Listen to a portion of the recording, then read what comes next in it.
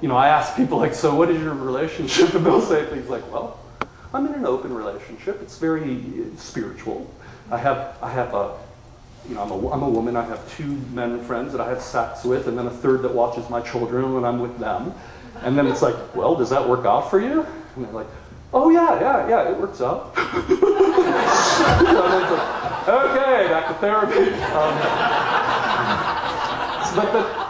But they're yogically, again, you want to play with the extremes, or artistically, you want to play with the extremes. That includes sexual extremes only if you want to make sexual art.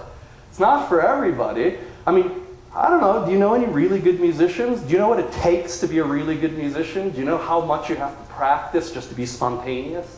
I mean, to be a really good musician, painter, dancer, it's constant discipline so that the spontaneous ecstasy can arise without any conditioning whatsoever. Constant work, so it's all effortless and spontaneous in the giving of it.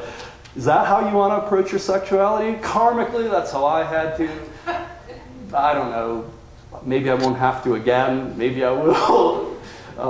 So I'm sharing that with you. But if you're not motivated to do that, do not approach sexuality as an art. Just, you know, get your rocks off, feel affection, make it like nice massage, good friends looking into each other's eyes deeply and exchanging love. But if you want to make it into art, if you want to make it into yoga, if you do, not necessary for spiritual growth to do so, not necessarily necessary to do anything for spiritual growth.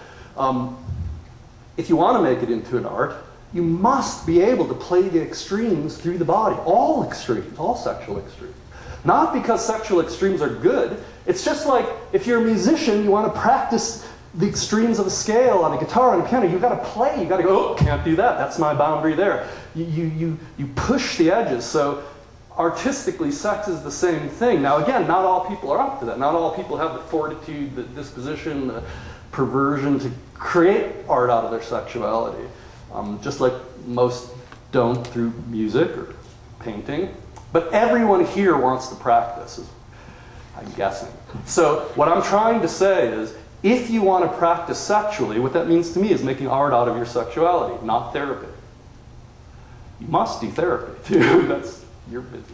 So how do you play those extremes sexually? Well, they're not types, they're modes of being in the moment that any being can manifest. So what would it be through the body to be consciousness? How would you breathe? I mean, just now your breath's changed, just when I said that. What would happen to your posture?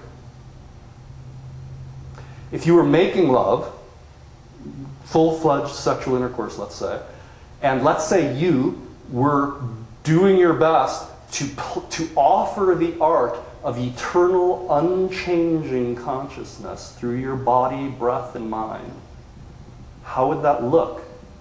And would that look different than if you were doing your best to manifest the motion of the universe through your body?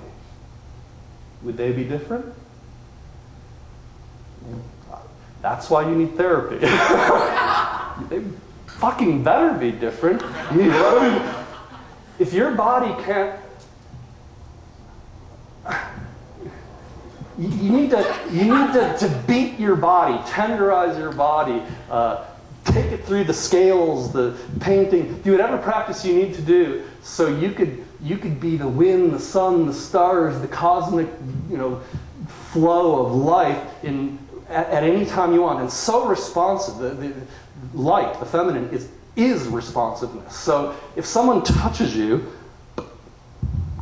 the whole being responds. That's the feminine, men and women. The feminine is life force, light, energy, in total communion with all life force. So it's, as you know, those of you who are more identified with the feminine, you're with a sexual partner, me, let's say. I was going to say Eli, but I picked on him already. So, and your sexual partner comes in and he goes like, do some sexual yoga.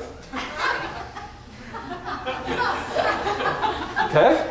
I mean, do you want to? How many ladies in here would go, yes, yes, you know, like, you'd be disgusted.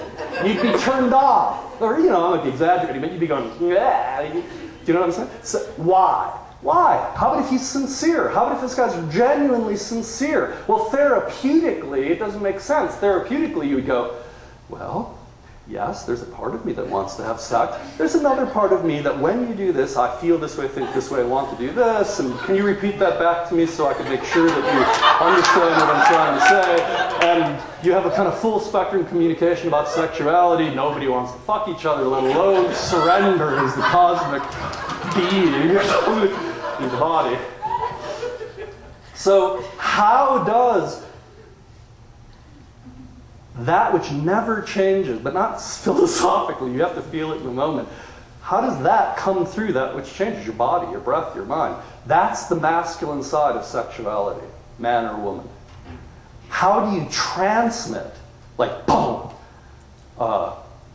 the spontaneous recognition that nothing's ever happened, and this is that, through our bodies? Yes, yes, yes. And the other partner, because this is two parts of a whole, is everything is only happening. Not in words, but in, like, yeah. So somebody, your masculine partner comes up to you.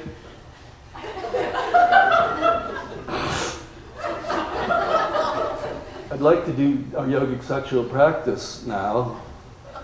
And you feel, if you're in your feminine, just that's energetically offensive. I don't know how else to say it. At the artistic level, it sucks. At the therapeutic level, you got to give space for everyone to do whatever they need to, and you communicate about it. So what I'm trying to say is, if you're into sexual therapy and your boyfriend walks up to you and is just like, you're like, I love you just the way you are. I accept you just the way you are. This is how I feel, and you do this blah, blah, blah. At the artistic level, your boyfriend comes to you just say, like, fuck that, or I don't know what you'd say. Oh, fuck you, are you mad? I don't know. I mean, I'm adding words.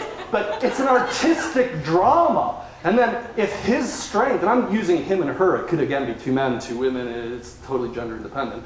The masculine partner in that moment, and that you could change every 5 seconds if that's the way you want your relationship, and we'll get into all the nuances. But whoever's playing the masculine partner that is identified as unchanging, I am here, you are here. And then the femme's like, but, and so if...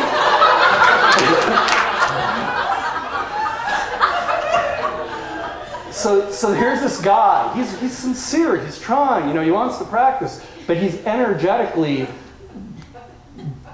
I don't know what, slurpy, what did you say? Constipated. Well, at the artistic level, you gotta open the flow. So here comes this masculine partner. He acts like he's the witness.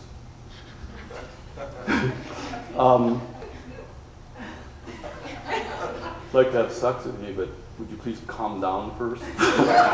Breathe. Let's breathe together. Inhale, breathe, let go. Okay. Inhale, receive all pain into your being, and release light to everyone. Let's do a few rounds of that together, then maybe. That whole approach is so bleh. I mean, it doesn't. What would you next? Just let me ask the ladies here, perhaps. If you were with a guy and you loved him, and he came to you to practice sexual yoga, and he came to you, oh, that feels so potent. What is your spontaneous response? What would your bodily go? So the one woman gave vote. Yeah, smack, kick. How therapeutic is that? Like, hi dear.